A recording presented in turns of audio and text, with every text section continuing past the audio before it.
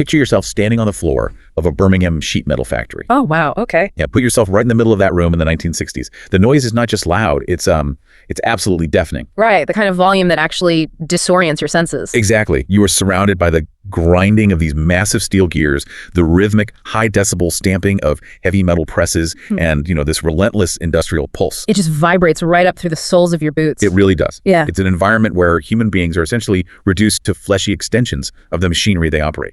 There's no quiet, there's only the factory, the soot, and that constant looming thread of the machines. And I mean, that environment is the crucible. When rock historians usually talk about the birth of heavy metal, it gets framed as this deliberate, academic, or formal musical movement. Right, like a conscious artistic choice. Exactly. It gets treated like a bunch of musicians sitting in a comfortable room deciding to play blues music louder and faster. But the reality is, it's far more visceral. You're listening to Deep Cuts and Deep Thinking.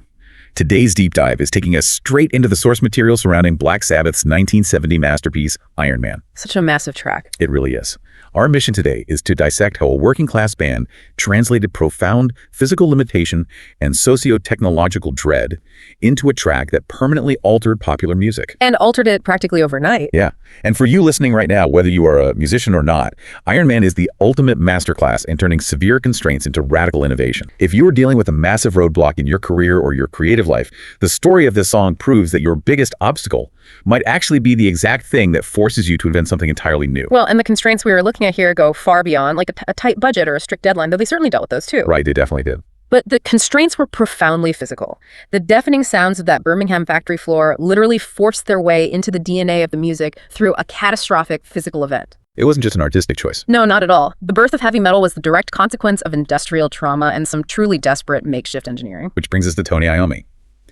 We need to look closely at his very last day working at that sheet metal factory. Because, this is where the story goes from a standard rock biography to something out of a medical survival show.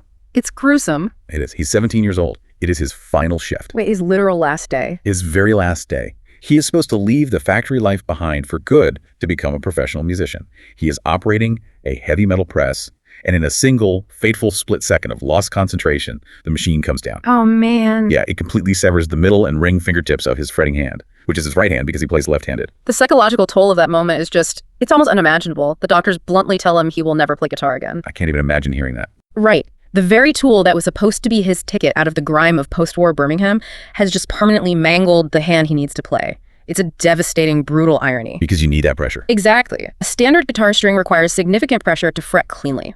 Without those fingertips, he lacks the physical calluses and the structural support to press the steel string against the wood. Most people would just give up. I would definitely give up. Oh, absolutely. But Iommi resorts to this incredible DIY engineering to save his career. He goes home, takes plastic liquid detergent bottles, and melts them down. It's so crazy. He shapes the hot plastic into custom homemade thimbles to fit over the severed stumps of his fingertips.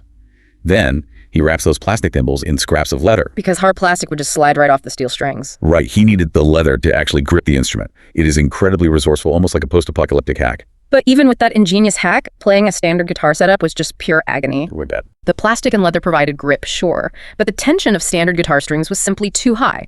Pushing them down sent shooting pain up his arm. So he couldn't play like normal? No. The pain forced a complete biomechanical overhaul of his instrument. He started by physically lowering the frets on his guitar neck, and he lacquered the fretboard to make the surface slicker, reducing the friction. Wow, so really customizing it. Yeah, but the most critical modification was the string tension itself. Because standard strings were a non-starter. So he sought out ultralight string sets. Initially, I read he even repurposed banjo strings. Yeah, whatever he could find. He used strings ranging from 8s to 32s. To be specific, he used an 8-gauge string on the high end. Which is incredibly thin. Right. Playing the lead guitar with strings that thin means you barely have to apply any pressure, but it introduces a massive new problem.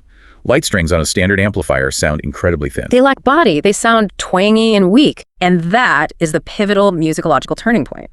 Iommi realizes he cannot play intricate, fast, single-note runs with those leather thimbles, and his ultralight strings sound totally anemic. So what does he do? Well, to get a massive, heavy sound with minimal fretting resistance, he had to change his entire physical approach to the instrument. He began relying heavily on two-note power chords, dragging them in slurred slides across the neck, and using wide, dramatic string bends. It's brilliant, honestly. It is. These accidental, pain-driven constraints birthed the massive, low-frequency, slurred power chord style that became the literal definition of heavy metal. I look at it like a musician utilizing a capo in reverse. Yeah, that's a good way to put it. Right. Usually, a guitarist clamps a capo onto the neck to shorten the strings, raise the pitch, pitch and make the sound brighter and tighter. Yeah, like for folk music or pop. Exactly. But instead of using a tool to raise the pitch and tighten things up, Iommi physically altered his own body and his instrument to loosen everything. He dragged the entire sonic profile down into the dark. Reversing the tension is a perfect way to visualize it. Because he is sliding these heavy double stops up and down the neck, instead of picking individual clean notes, the music suddenly possesses a terrifying, sluggish momentum. It sounds so heavy. It sounds like something massive dragging itself across the floor. But, a unique physical mechanic on a guitar isn't a song yet. To turn that dragging, sludgy wall of sound into an actual physical entity, he needed a rhythm section that understood how to interpret the weight of those strings. Which brings us to the rhythm. Right. That transition happens during a fateful rehearsal at the Aston Community Center, where this new playing style finally found its groove. Yeah, the band is jamming in this community center, and Iommi initiates this heavy B minor B pentatonic riff. Everyone knows it. Everyone knows it. It is slow, it is slurred, and it just relentlessly drags. Ozzy Osbourne hears it from across the room and instinctually blurts out that the riff sounds, quote, like a big iron bloke walking about. That spontaneous reaction spawned the original working titles, Iron Bloke and Iron Baby. Iron Baby is hilarious to think about now. Right. Thank God they landed on Iron Man. But Ozzy was reacting to the literal physical weight of the riff.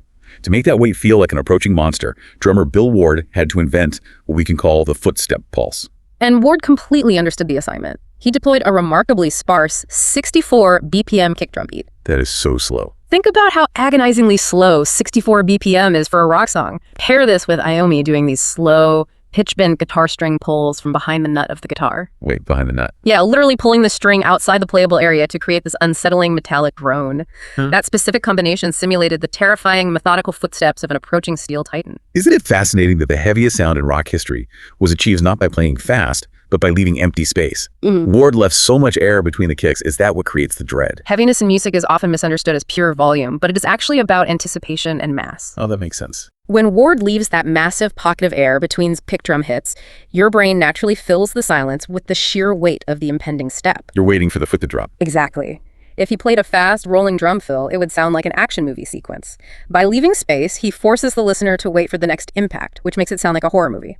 The silence gives the monster its colossal size. So they have this lumbering, horrifying sound mapped out in a live rehearsal space. But translating that raw weight onto tape in a 1970s recording studio is an entirely different beast. Oh, absolutely. Studios in that era were designed for polite acoustic fidelity. They were built to capture a jazz quartet or a crisp pop vocal, not an industrial metal titan. They had to get really creative. Right, so the narrative moves to the desperate, rapid-fire studio sessions to capture this unrefined weight on tape. The band transitioned from a cheap, rudimentary 4-track setup at Regent Sound over to Island Studios. And Island Studios was famously built inside a converted church crypt. You cannot script a better origin story for heavy metal than recording in a literal church crypt. It's almost too perfect. The stone walls alone must have completely changed the acoustic properties of the room. The acoustics of that stone crypt were vital. Island was a 16-track facility, which gave them more sonic real estate, but we should be careful not to view this through the lens of modern rock mythology. Right, because rock history loves to romanticize this recording process. They really do. People dissect the tone of this record like it was a grand, meticulous artistic vision crafted over months of experimentation. But the reality is they recorded this from June 16th through 18th, 1970. 3 days. Just 3 days. This groundbreaking spatial audio technique wasn't necessarily a grand artistic vision. It was just a frantic logistical necessity to finish an album on a tight budget, wasn't it? It was entirely driven by logistics and panic. They were under immense pressure from Vertigo Records to capitalize on their debut album. So they just blasted through it. They essentially played live in the room because they had no time to do anything else. The genius lies in how engineers Roger Bain and Tom Allom managed to capture that frantic energy. How did they do it? They utilized a dual microphone technique, combining close dynamic microphones pressed right up against the speaker grills with far-field ambient room mics placed strategically out in the stone crypt. Capturing the immediate punch, but also the natural, chaotic reverb of the stone walls. But how did they make Iommi's flimsy 8-gauge strings sound so massive on tape? That comes down to tube saturation. Iommi used a Dallas Rangemaster treble booster, which had been specially altered by a local technician named Doc Stillwell. Okay. And Iommi plugged that modified booster into 100-watt Laney supergroup amplifier heads. For the non-musicians listening, pushing a massive boosted signal into a vacuum tube amplifier causes the tubes to overload. They can't process the signal cleanly, so they click the audio wave, compressing the sound and adding harmonic distortion. That distortion fills in all the sonic gaps. It takes a thin, weak string and turns it into a dense, sustained wall of sound. That distortion is the glue. And we must highlight Geezer Butler's role in constructing the sonic wall, too. Oh, absolutely. He is playing the bass guitar, but he is not just hanging back playing foundational root notes like a traditional rhythm player. Right, his bassline counterpoint is completely unorthodox. Butler frequently played in unison and octaves with Iommi's guitar. The bass guitar is mirroring the exact slurred movement of that heavy riff, By locking together in that unison groove, they essentially double the density of the metal. We should also take a second to debunk a major technical myth right here. Contrary to modern guitar lore, the song was recorded in standard E tuning, though it's slightly sharp due to tape speed fluctuations in the studio. Right, it was standard tuning. It was not recorded in a low C sharp tuning like a lot of their later sludgier material. The heaviness did not come from down tuning the instrument to the floor. It came from the physical sliding technique, the tube saturation, and that locked-in bass line. The instrumental foundation is colossal, but a monster track needs a monster entrance. They needed a vocal intro that matched the mechanical horror of the music they had just committed to tape. Which brings us to the famous robotic voice declaring, "I am Iron Man." This might be one of the most persistent myths in rock history. I grew up hearing the fan legend that Ozzy Osbourne sang that intro through an oscillating electric metal desk fan in the middle of the studio. It is a fantastic visual. We have to ruthlessly debunk it today. But the fan theory is fun, but the actual signal path is much colder, purely mathematical, and far more interesting. What did they actually use? The engineers routed Ozzy's vocal through a studio console ring modulator. Now, I know a ring modulator involves multiplying audio signals, but for someone who isn't an audio engineer, what is the actual mechanism happening inside that box? At its core, a ring modulator takes two audio signals and multiplies them together. In this instance, you have Ozzy's human input vocal, and you have a carrier sine wave generated internally by the machine. Okay, so vocal meets sine wave. Think of it like mixing two distinct paint colors, but instead of getting a blend, the original colors vanish completely. Whoa. When the device multiplies the signals, it creates metallic, non-harmonic sum and difference frequencies, a process called heterodyning. Crucially, the process suppresses the original carrier frequency.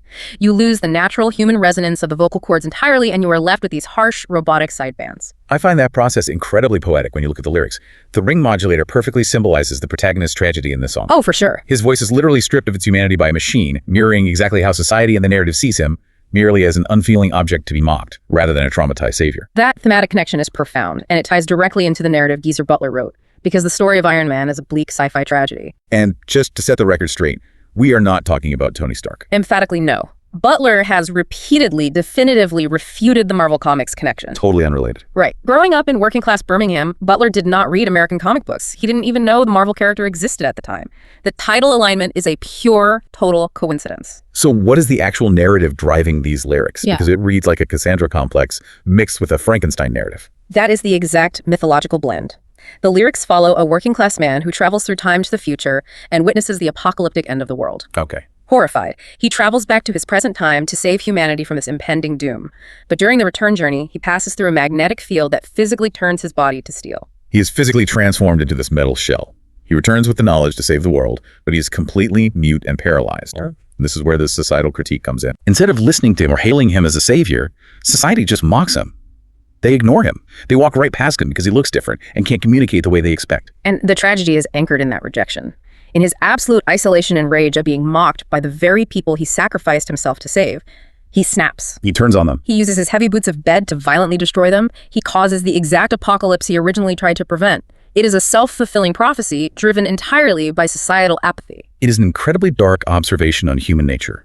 He tries to save the world treats him like a monster based on his appearance, so he finally becomes the monster they assume he is. The apocalypse isn't a random asteroid strike. It is the direct, avoidable result of a community failing to acknowledge the suffering person standing right in front of them. And the song works because every element reinforces that narrative. The pain in Iommi's fingers, the lumbering 64 BPM pulse, the suffocating saturation of the crypt, and the heterodyning of the vocal all serve to build this lumbering tragic titan. Let's look at the legacy of what they built in that crypt. What started as a horrifying industrial accident and a frantic 3-day recording session became an absolute cultural touchstone. It really did. Commercially, it was a slow burn, but it achieved massive eventual success. The single edit peaked at number 52 on the Billboard Hot 100 in January 1972. But chart numbers don't capture its real impact. Not even close. Iron Man serves as the sonic blueprint for entire subgenres of music. Doom metal, sludge metal, stoner metal, every single band in those spaces traces their DNA directly back to Iommi's dragging, slurred power chords and Ward's spacious footstep pulse. It's the foundation of it all. It proved to the world that you did not have to play fast to be incredibly heavy. You just had to figure out how to carry the weight. Which leaves us with a final thought to mull over. Iron Man is ultimately a story about a crucial, life-saving warning that society refuses to hear, simply because they judge the messenger's appearance and delivery. In our modern era of algorithmic echo chambers and instant superficial judgment, it raises a chilling question. What's that? If a traumatized time traveler returned today to warn us of an impending apocalypse, would we actually stop and listen?